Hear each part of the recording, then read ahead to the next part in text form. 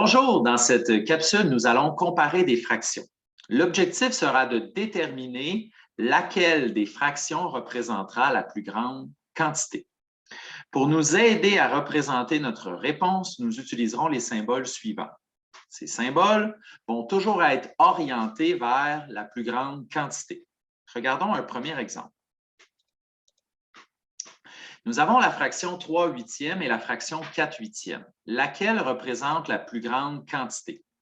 Ce qu'on doit comprendre ici, c'est que les deux fractions représentent des tous qui ont été divisés en le même nombre de sections. Donc, nécessairement, si j'ai davantage de sections, la fraction va représenter une quantité plus importante. Donc, ici, 4 huitièmes représente une fraction plus grande que 3 huitièmes. Pour cette raison, je représente 4 huitièmes comme étant le plus grand des deux. Dans une figure, on le voit très bien aussi. Si on représente la fraction 3 huitièmes, on va obtenir la figure de gauche. J'ai 3 sections qui sont coloriées sur un total de 8. À droite, j'ai 4 sections qui sont coloriées sur un total de 8. Je réalise très rapidement que la figure de droite représente une quantité de sections plus grande et chaque section est identique, que ce soit à gauche ou à droite. Donc, si j'ai plus de sections identiques, nécessairement, ça représente une plus grande quantité. Si on va dans le deuxième exemple, nous avons la fraction 5 neuvièmes et l'objectif est de la comparer avec la fraction 4 neuvièmes. Quelle fraction est la plus grande? La fraction de gauche et la fraction de droite ont été partagées dans le même nombre de sections. Donc, nécessairement, si j'ai 5 sections, j'en aurai davantage que si j'en ai seulement 4. 5 neuvièmes est une fraction qui représente une quantité plus grande que 4 neuvièmes. On fait le même raisonnement dans un dessin. Le disque de gauche a été partagé en 9. 5 sections sont coloriées. Le disque de droite a été partagé en 9 également, 4 neuvièmes. 4 sections sont coloriées.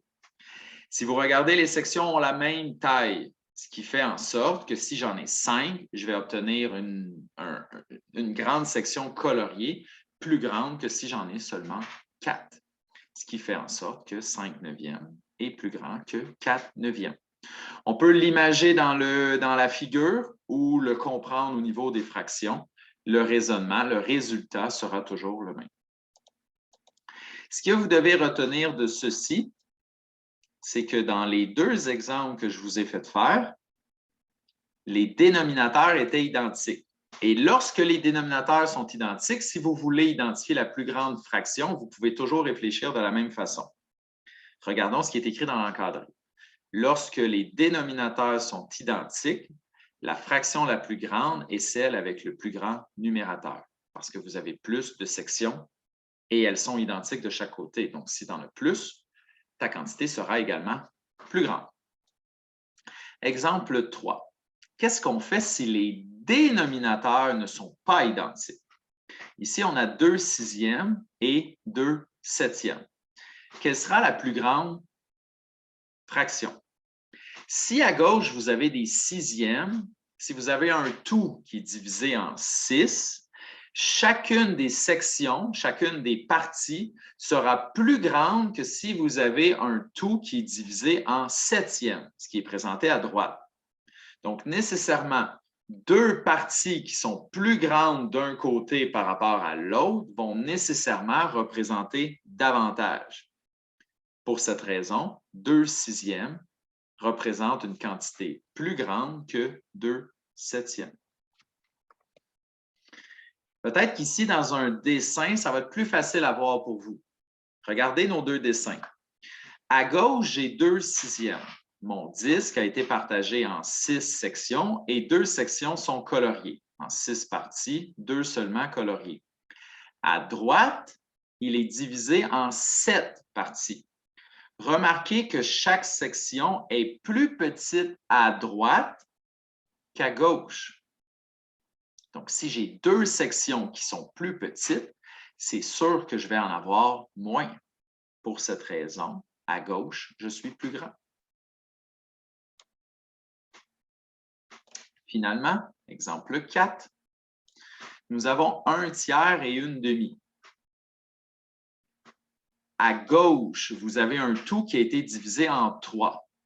À droite, vous avez un tout qui a été divisé en 2. Si vous divisez quelque chose en 2, chacune de vos parties va être plus grande que si vous divisez la même chose en 3. À ce moment-là, chacune des parties va être plus petite.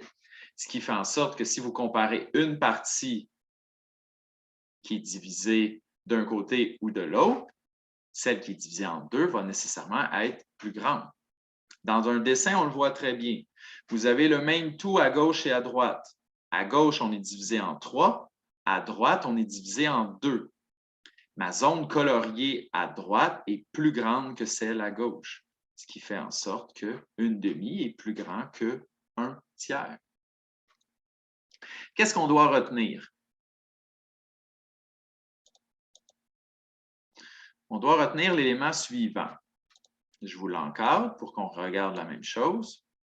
Lorsque les numérateurs sont identiques, dans ce cas-ci, nos numérateurs étaient pareils. Nous avions 2 de chaque côté au numérateur ou nous avions 1 de chaque côté au numérateur. La fraction la plus grande est celle avec le plus petit dénominateur. Parce que si ton dénominateur est plus petit, ce que ça va faire, c'est que chaque partie sera plus grande. Donc, pour un même nombre de parties, celles qui vont être les plus grandes auront nécessairement ou représenteront nécessairement la fraction la plus grande. Merci et bon travail.